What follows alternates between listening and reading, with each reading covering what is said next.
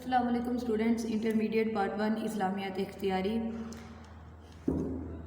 Student, آج ہمارا اسلامیات اختیاری انٹرمیڈیٹ پارٹ 1 کا آخری لیکچر ہے۔ ہم نے اس سے پہلے طریقہ اسلام کا حصہ دوم جو تھا خلافت راشدہ کے بارے میں، حضرت جو چاروں خلیفہ تھے، حضرت ابوبکر صدیق، حضرت عثمان غنی، حضرت عمر فاروق اور حضرت علی رضی اللہ تعالیٰ عنہ، ان کے دور کے بارے میں ڈیٹیل سے پڑھا کہ آپ کا دور حکومت کس طرح سے تھا، آپ نے کس طرح سے انتظامی حکومت چلائی، آپ کے دور میں کون کون سی فتنہ انگیزیاں تھی اور کس طرح سے آپ نے ان کا مقابلہ کیا۔ آج ہم دیکھتے ہیں کہ خلافت راشدہ یعنی چاروں جو دور تھے ان کی خصوصیت کیا تھی، کیوں خلافت راشدہ کو تاریخ میں اتنی اہمیت حاصل ہے کہ آج کے دور میں بھی اگر امت مسلمہ کے عروج کی کوئی وجہ اگر ہمارے سامنے ہے تو وہ یہی ہے کہ خلافت راشدہ پر عمل کیا جائے۔ لہذا سب سے پہلے دیکھتے ہیں کہ خلافت راشدہ کی یعنی آپ کے چاروں خلیفہ کے دور کے جو قانون تھے وہ کون کون سے تھے اور کیا آپ ان کے دور میں خصوصیت تھی۔ سب سے پہلے قانون الہی کی بالادستی۔ اسلام میں اقتدار اعلیٰ کا مالک جو ہے وہ اللہ تعالیٰ کی ذات ہے، انسان زمین پر اس کا نائب ہے۔ لہذا اللہ تعالیٰ زمین پر جب کسی دوسرے کو حاکم بناتا ہے تو وہ صرف اس لیے کہ وہ اس کا مطلب اللہ تعالیٰ کے حکم کے مطابق جو ہے وہ زمین پر زمین کا نظام چلاتا ہے۔ قرآن حکیم میں اللہ تعالیٰ نے اسی کے بارے میں بیان کیا، ان الحکم الا للہ، کہ حکم صرف اللہ تعالیٰ کا ہی ہے۔ خلافت راشدہ کی سب سے بڑی خصوصیت یہی تھی کہ وہ تمام امور جو تھے وہ قرآن اور سنت کی روشنی میں طے کرتے تھے۔ اس کے بعد خلفاء کا ذاتی کردار، ایک عربی مقولہ ہے یعنی ایک عربی میں عبارت ہے، الناس علی دین ملوکہم، کہ لوگ اپنے حکمرانوں کی پیروی کرتے ہیں۔ ایک حاکم نیک ہوگا تو زیادہ تر لوگ اس کی نیکی کی طرف راغب ہوں گے، اگر حاکم میں بری عادات ہوں گی تو لوگ بھی برائی کا مرتکب کریں گے۔ لہذا خلفاء راشدین کا جو ذاتی کردار تھا وہ لوگوں کے لیے بہترین نمونہ تھا۔ تمام لوگ خلفاء راشدین نبی کریم صلی اللہ علیہ وسلم کی حیات طیبہ کی پیروی کرتے تھے، لہذا حسن اخلاق، حکمت خلق، تقوی، عدل و انصاف میں وہ خلفاء کا جو کردار تھا وہ مثالی تھا۔ اس کے بعد خدمت خلق، سید القومی خادمہم، کو قوم کا سردار قوم کا خادم ہوتا ہے، لہذا خلفاء راشدین نے اپنے آپ کو ہمیشہ قوم کا خادم بنا کر ہی ان کی خدمت کی۔ حضرت ابوبکر صدیق کی اگر بات کریں تو وہ محلے کی ایک لڑکی نے عرض کیا کہ آپ ہماری بکریاں کون دہا کرے گا، تو آپ نے جواب دیا کہ امید ہے خلافت خدمت حلق میں رکاوٹ نہیں بنے گی، بلکہ خلافت سنبھالنے کے بعد آپ میں جذبہ خدمت پہلے کی نسبت بڑھ گیا۔ یعنی ایک لڑکی تھی کہ اس کے گھر میں بکریاں دھونے والا کوئی بھی نہیں تھا، یعنی دودھ نکالنے والا کوئی بھی نہیں تھا، تو حضرت ابوبکر صدیق نے اپنی خلافت کو پیچھے رکھتے ہوئے، خود کو خلیفہ کے منصب میں غرور تکبر نہ لاتے ہوئے، اس لڑکی کی بکریوں کا جو دودھ تھا وہ دہا کرتے تھے اور اس طرح اس کی مشکلات کو حل کیا کرتے تھے۔ حضرت عمر جو تھے وہ راتوں کو گلیوں میں گشت کرتے تھے، اسی طرح باقی دونوں صحابہ جو تھے حضرت علی اور حضرت عثمان بھی اپنی رایہ میں ان کی خدمت خلق کے لیے خود کو وقف کیا کرتے تھے۔ طلب اقتدار کا نہ ہونا، کسی بھی خلفاء راشدین میں اقتدار کی طلب نہیں تھی، یعنی ان میں اس چیز کا لالچ نہیں تھا کہ وہ خود خلیفہ منتخب ہوں، بلکہ انہوں نے ہمیشہ جو تھی وہ خلافت جو تھی وہ لوگوں کی اپیل پر، لوگوں کی درخواست کرنے پر انتخاب خلافت سنبھالی۔ حضرت ابوبکر صدیق نے اپنے خطبے میں فرمایا تھا کہ مجھے اس منصب کی یعنی خلیفہ بننے کی کوئی لالچ نہیں ہے، اگر میری پیروی کرنا تو اس لیے کرنا کہ میں قرآن اور سنت کے مطابق فیصلے کروں، اگر میں اس کے مطابق فیصلے نہ کروں تو میری پیروی نہ کرنا۔ حضرت عمر فاروق رضی اللہ تعالیٰ عنہ کو حضرت ابوبکر نے نامزد کیا تھا، حضرت عثمان کا انتخاب جو تھا وہ 6 افراد نے کیا تھا، اور حضرت علی کو بھی جو لوگوں نے اپنے منصب خلافت سنبھالنے پر مجبور کیا تھا۔ شورائی طرز حکومت، خلفاء راشدین اپنے طور پر فیصلے نہیں کرتے تھے بلکہ وہ مجلس شورا بلاتے تھے، جس میں معزز اور قابرین جو تھے وہ صحابہ کرام شامل ہوتے تھے اور لوگوں کو بھی شامل کیا جاتا تھا، اور تمام صوبوں کے لوگوں کی رائے کے مطابق فیصلے ہوتے تھے۔ اس کے بعد آزادی رائے، خلافت راشدہ کے دور میں لوگوں کو اپنی رائے کا اظہار کرنے کا مکمل آزادی تھی۔ ایک دفعہ حضرت عمر فاروق نے لوگوں کو متوجہ کرتے ہوئے فرمایا، اسمیو و اطیعوا، لوگوں میری بات سنو اور اطاعت کرو۔ اس پر ایک شخص نے بڑبڑا کہہ دیا، لا نسمع ولا نطیع، نہ تو ہم آپ کی بات سنیں گے اور نہ اطاعت کریں گے۔ حضرت عمر نے اس کی وجہ پوچھی تو وہ کہنے لگا کہ آپ نے جو قمیض پہنی ہے وہ اتنے کم کپڑے سے تیار نہیں ہو سکتی جو مال غنیمت سے لوگوں میں تقسیم ہوا تھا۔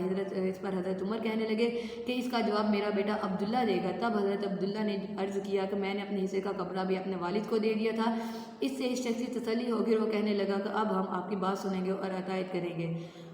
جسٹ امیجن کریں تو ایک خلیفہ بادشاہ، وقت کا جو بادشاہ ہے وہ سامنے کھڑا ہے، وہ لوگوں کو کہہ رہا ہے کہ میری بات سنو اور میری اطاعت کرو۔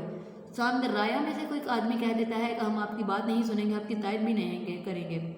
آپ اس کی وجہ پوچھتے ہیں اور وہ آپ پر سوال کرتا ہے کہ آپ نے جو قمیض پہنی ہے یہ مال غنیمت کے کپڑے سے زیادہ ہے، تو اس کا جواب آپ کے بیٹے نے دیا کہ میں نے اپنے حصے کا کپڑا جو تھا اپنے والد کو دیا تھا۔ ایک خلیفہ جو سامنے کھڑا ہے اور ایک آدمی کہہ دے کہ میں آپ کی بات سنوں گا بھی نہیں، مانوں گا بھی نہیں، تو آج کے دور میں اگر دیکھا جائے تو وہ خلیفہ کیا کرتا ہے، بادشاہ کیا کرتا ہے، حاکم کیا کرتا ہے، امیر کیا کرتا ہے، اس کی گردن کٹوا دیتا ہے۔ لیکن حضرت عمر فاروق رضی اللہ تعالیٰ عنہ جو جاہ و جلال والے تھے لیکن خلیفہ تھے، آپ نے نہ تو غصہ کیا نہ اس کی سزا دی، بلکہ آپ نے اس کی وجہ پوچھی۔ اس سے یہ ثابت ہوتا ہے کہ لوگ کھلے عام اپنی رائے کا اظہار کرتے تھے، کسی پر بھی کسی قسم کی کوئی پابندی نہیں تھی، کوئی زور زبردستی نہیں تھی۔ اس کے بعد بنیادی حقوق کا تحفظ۔ خلافت راشدہ کی ایک ممتاز خصوصیت یہ تھی کہ وہ لوگوں کو بنیادی حقوق کا بہت خیال رکھتے تھے۔ کوئی عرب کا ہو یا عجم کا ہو، وہ آزادی کے ساتھ ادھر کہیں بھی جا سکتا تھا اور اس کی مال و جان کی حفاظت ہوتی تھی۔ لوگ تجارت کرنے اور جائز طریقے سے روزی کمانے کے لیے مکمل طور پر آزاد تھے۔ مرد کے علاوہ خواتین بھی بلا خوف و خطر جو تھے وہ دور دراز کے سفر کیا کرتی تھی۔ عرب کے مشہور سخی خاتم طائی کہتے ہیں کہ بیٹے جو حضرت عدی بن حاتم نے جب اسلام قبول کیا تو نبی کرم صلی اللہ علیہ وسلم نے انہیں امن و ایمان سے متعلق فرمایا، اے عدی تو دیکھے گا کہ ایک عورت بلا خوف اور خطر قادسیہ سے مکہ تک آئے گی۔ حضور اکرم صلی اللہ علیہ وسلم کی یہ پیشگوئی حضرت عمر کے دور میں پوری ہوئی، جب واقعی حضرت علی نے ایک سال ایام حج میں ایک عورت کو دیکھا جو اونٹنی پر سفر کر کے اکیلی مکہ آئی تھی۔ اسے پوچھنے پر معلوم ہوا کہ وہ قادسیہ سے حج کرنے کی غرض سے مکہ مکرمہ آئی ہے۔ یعنی اس وقت اتنی حفاظت تھی لوگوں کی کہ لوگ عورتوں کو کسی قسم کا کوئی ڈر خوف نہیں تھا اور وہ اکیلے اتنی دور دراز سے مکہ میں حج کے لیے آ سکتی تھی۔ ذمیوں کے حقوق۔ خلفائے راشدین نے ذمیوں کے حقوق کی پوری نگہداشت کی تھی۔ مسلم ریاست میں ان کے جان و مال کی حفاظت کی تھی۔ حضرت عمر فاروق، حضرت ابوبکر صدیق اور باقی صحابہ بھی اس دنیا سے جب جاتے وقت بھی وہ ذمیوں کے لیے خصوصی جو تھے وہ وصیت کر کے جاتے تھے کہ ذمیوں کے حقوق کی، ان کے مال کی جو تھی وہ حفاظت کی جائے۔ لہذا بیت المقدس جب فتح ہوا تو ان کے عیسائیوں کے ساتھ جو معاہدہ ہوا وہ ذمیوں کے حقوق کے تحفظ کی مکمل وضاحت کرتا ہے۔ اس معاہدے میں درج ذیل تھا کہ یہ وہ مان ہے جو اللہ کے بندے اور امیر المومنین حضرت عمر نے اہل بیت المقدس کو دی ہے۔ یہ ان کے جان و مال، گرجا سلیب، تندرست اور بیمار کے لیے ہے۔ اس کے علاوہ ان کے گرجاؤں میں رہائش اختیار نہیں کی جائے گی، نہ ہی انہیں گرایا جائے گا۔ مذہب کے بارے میں ان پر کسی قسم کی بھی کوئی زبردستی نہیں کی گی۔ یہی وجہ تھی کہ خلفائے راشدین کے حسن سلوک کو دیکھتے ہوئے لاکھوں ذمی لوگ، غیر مسلم لوگ جو تھے وہ مسلمان ہو جاتے تھے۔ عدل اور انصاف۔ خلفائے راشدین نے عدل و انصاف کو اپنا شعار بنایا، اپنی عادت بنائی، مساوات اور رواداری کی بہترین مثالیں قائم کی۔ حضرت ابوبکر صدیق اپنے عدل کے ساتھ مال غنیمت تقسیم فرمایا کرتے تھے کہ کسی کو کسی قسم کی کوئی شکایت نہیں ہوتی تھی۔ ایک دفعہ مصر کے گورنر نے حضرت عمر بن علاس کے بیٹے نے ایک مصری کو بلا وجہ کوڑے مارے۔ مظلوم نے مدینہ آ کر حضرت عمر سے شکایت کی۔ امیر المومنین نے دونوں باپ بیٹا کو مدینہ طلب فرمایا۔ فریقین کی بات سنی، پھر مصری کو حکم دیا کہ گورنر کے بیٹے کو بھی اتنے ہی کوڑے لگاؤ جتنے اس نے تمہیں لگائے تھے۔ حضرت عمر بن علاس نے مخاطب ہو کر فرمایا کہ اس کی ماں نے انہیں آزاد جنا ہے، تم نے کب سے انہیں اپنا غلام بنا لیا؟ یعنی جو کسی پر بلا وجہ ظلم کرتا تھا، چاہے وہ کوئی گورنر ہو چاہے کوئی عہدیدار ہو، آپ اس کا پورا حساب کتاب کیا کرتے تھے۔ فلاحی ریاست کا قیام۔ خلافت راشدہ کے دور میں ایک مثالی فلاحی ریاست کا قیام عمل میں لایا گیا۔ تمام خلفاء نے عام عوام کے مفاد کو پیش نظر رکھتے تھے۔ حضرت عمر نے مکہ اور مکرمہ کے درمیان کے راستے پر حفاظتی چوکیاں قائم کی تھیں، مسافر خانے تعمیر کروائے، پانی کے کنویں بنوائے، ساری مملکت میں جگہ جگہ مسجدیں تعمیر کرائیں، سڑکیں بنوائی، نہریں کھدوائی اور جہاں ضرورت ہوتی تھی وہاں پر نہر اور پل بنوایا کرتے تھے، اس طرح کے لوگوں کو زیادہ سے زیادہ سہولت پہنچ سکے۔ اس زمانے میں جہاد کی برکت سے مدینہ کے لوگ خوشحال ہو گئے۔ حضرت عبد الرحمن بن عوف کا جب انتقال ہوا تو ان کے پاس 1 کلو سے زیادہ سونا موجود تھا جو جائز طریقے سے کمایا گیا تھا۔ اس کے علاوہ بھی ان کے سامان موجود تھا، گندم اور جو وافر مقدار میں لوگوں کے گھروں میں ذخیرہ رہتے تھے۔ حالانکہ ہجرت مدینہ کے وقت اکثر لوگ مہاجرین حالی ہاتھ مدینہ آئے تھے۔ انصار صحابہ کرام کو بھی گندم کی روٹی کھانے کو کم ہی ملتی تھی، لیکن جہاد کی برکت سے اور خلفائے راشدین کے اور نبی کرم صلی اللہ علیہ وسلم کی جدوجہد کی بدولت بعد میں اللہ تعالیٰ نے مسلمانوں کو اتنی برکت دی کہ ان کے حالات اور ان کو خوشحال کر دیا۔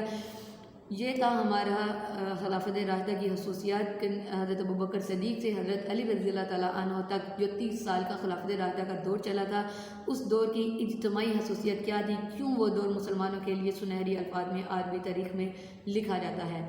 تو لہٰذا اسی ٹاپک کے ساتھ ہمارا جو اسلامیات اختیاری انٹرمیڈیٹ پارٹ 1 ہے، اس کا سلیبس جو ہے وہ کمپلیٹ ہوتا ہے۔ یہ ایک اہم ترین کویسچن ہے کہ خلافت راشدہ کی جو خصوصیات ہیں وہ بیان کیجیے۔ 10 نمبر کا یہ آپ کو لانگ کویسچن جو ہے وہ پوچھا جا سکتا ہے، لہٰذا آپ جتنے بھی ٹاپکس آپ کو پڑھائے گئے ہیں آپ ان کو اچھی طرح سے صرف سلیبس سمجھ کر ہی نہیں بلکہ اپنی تاریخ کو جاننے کے لیے آپ نے اسلام کو جاننے کے لیے اس کو اچھی طرح سے پڑھیں اور اس کو ذہن نشین کیجیے۔ اللہ تعالیٰ آپ کا اور ہمارا حامی ناصر ہو، دعا میں یاد رکھیے گا۔ کوئی غلط بات اگر منہ سے نکل گئی ہو، کوئی ایسے الفاظ جو کہ لیکچر کے وقت زبان سے سلپ ہو گئے ہوں تو اس کے لیے معذرت، اور اللہ تعالیٰ سے بھی اور آپ سے بھی درخواست کرتے ہیں کہ اللہ تعالیٰ ہمارے تمام جو الفاظ ہیں جو کہ غلط طور سے زبان سے سلپ ہو گئے، ارادہ ایسا نہیں تھا، اللہ تعالیٰ ہمیں اس کی معافی دے۔ باقی آپ لوگ اس کا سلیبس کو جو ہے وہ اچھی طرح سے ریڈ کریں اور آپ اپنی تاریخ کو جو ہے وہ اچھی طرح سے جاننے کی کوشش کریں۔ اللہ حافظ۔ ویڈیو پسند آئی تو لائک کریں، اپنی رائے کمنٹ کریں۔ ایسے ہی مزید ویڈیوز کے لیے ہمارا چینل سبسکرائب کریں اور بیل کا آئیکن دبائیں تاکہ آپ کو ہر ویڈیو کا نوٹیفیکیشن ملتا رہے۔